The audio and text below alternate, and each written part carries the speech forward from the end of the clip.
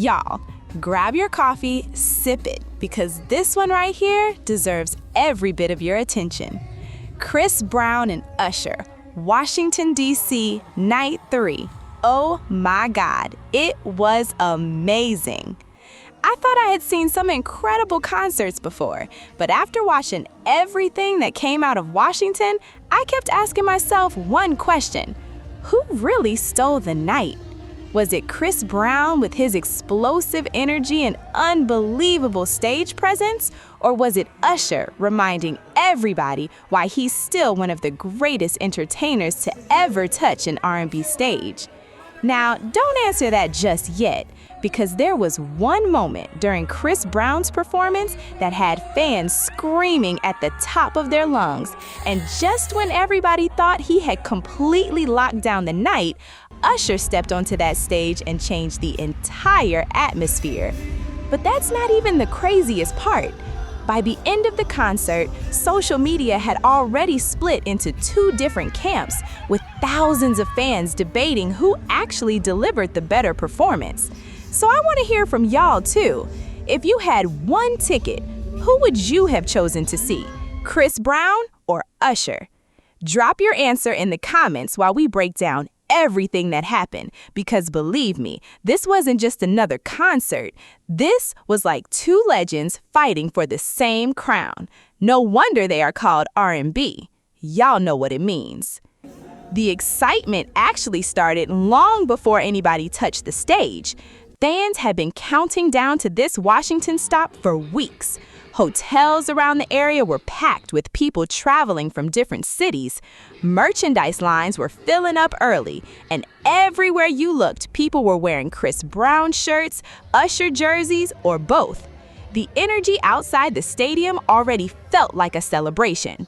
People were taking pictures, recording TikToks, going live on Instagram.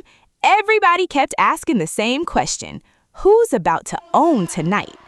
Some people were convinced Chris Brown was going to completely dominate because nobody performs quite like him. Others weren't even entertaining that conversation. They kept saying, "Y'all acting like Usher forgot how to perform." And honestly, that debate made the entire night even more exciting because nobody really knew what was about to happen. Then the lights suddenly dropped. The music stopped. The entire stadium went dark. For just a few seconds, you could literally feel the anticipation. Thousands of phones immediately went into the air. Everybody was waiting. And then, boom, Chris Brown exploded onto the stage.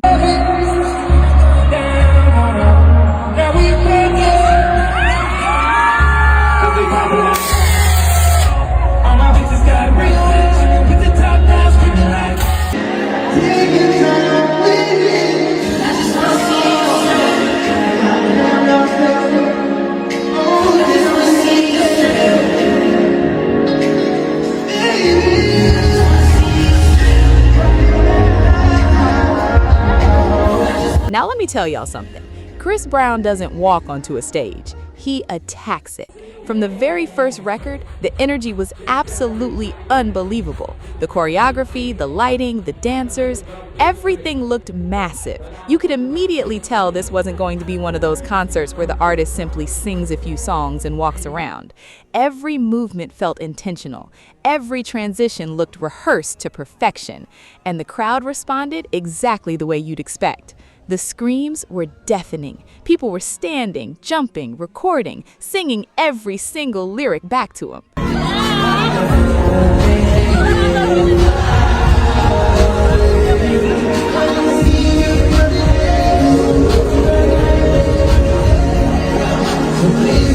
When songs like Run It and Loyal started playing, the stadium practically became one giant choir. And that's one thing I always enjoy seeing. It's one thing for an artist to sing. It's another thing when thousands of fans know every single word without missing a beat. That's exactly what happened. Everywhere you looked, phones were recording, friends were dancing together, couples were singing, parents had their kids on their shoulders. It honestly felt less like a concert and more like one huge celebration. But Just when everybody thought Chris Brown had already given them the biggest moment of the night, he slowed everything down. And y'all, this is where social media completely lost its mind. During Take You Down, Chris Brown brought a fan on stage. Now, if you've ever seen that part of his shows before, then you already know why people immediately started pulling their phones out. The crowd absolutely erupted. People were screaming, laughing, cheering. Some fans were wishing it was them. Others couldn't stop posting clips online. Within minutes, those videos were everywhere. But here's what really caught my attention. Instead of letting that moment become the entire conversation, Chris Brown kept the momentum going. He didn't allow the energy to fall.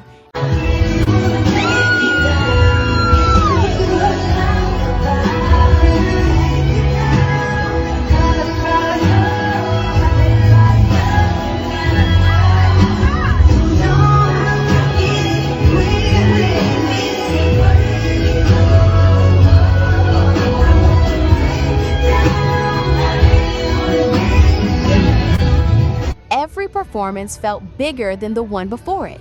And just when people started saying, Chris already won tonight, everything changed because Usher hadn't even gotten started yet. The atmosphere completely shifted the moment Usher stepped onto the stage.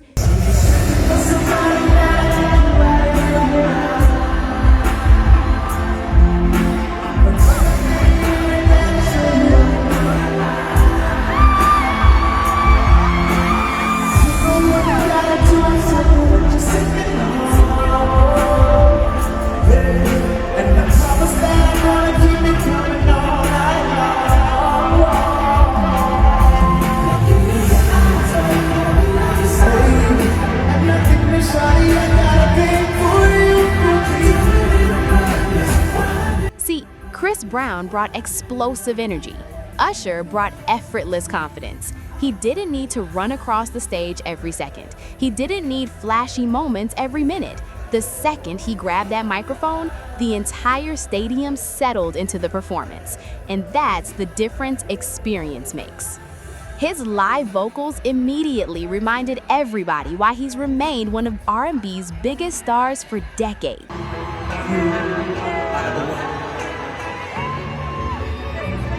This is for you. You. My number one. Y'all say it.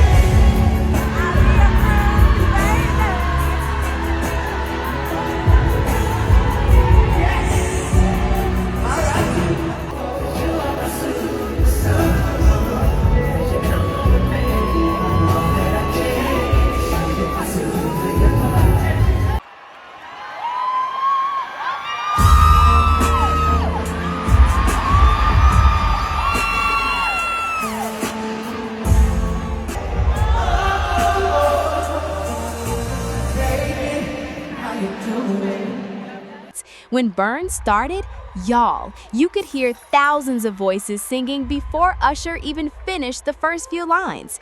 People weren't just watching anymore, they were living every lyric.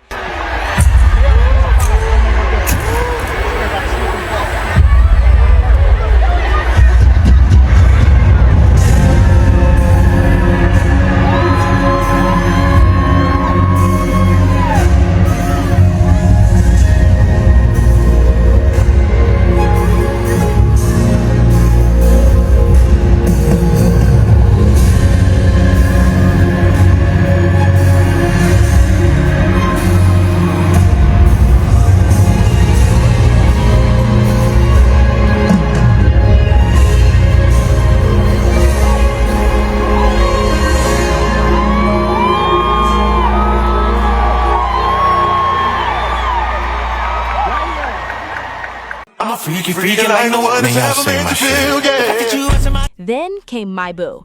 The mood changed again. Friends wrapped their arms around each other. Couples started singing face to face. Flashlights lit up the stadium. It became one of those moments where everybody wanted to capture the memory. But if you thought that was his biggest moment, hold on, because things got even better. When Usher performed You Got It Bad, the emotion inside that stadium reached another level. Even people who had been dancing all night suddenly stopped just to sing along. Well, I'll do you now forever.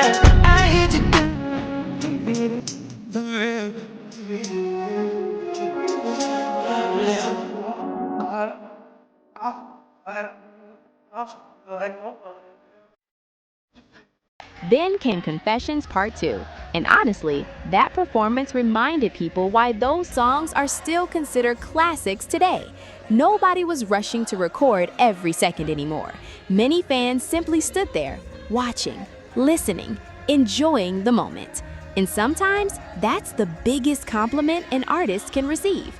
Because when fans stop looking at their phones, you know you've completely captured their attention. Now here's where everything became really interesting. The internet couldn't decide who actually won the night. Some fans said Chris Brown's dancing, stage production, and non-stop energy made him impossible to beat. Others argued Usher didn't need all of that.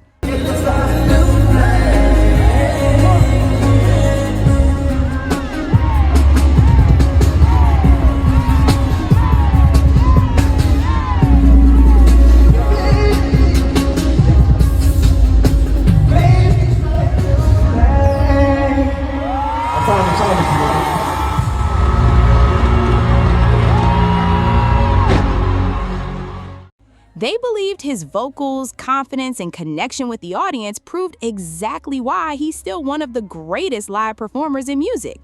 And honestly, I can understand both sides.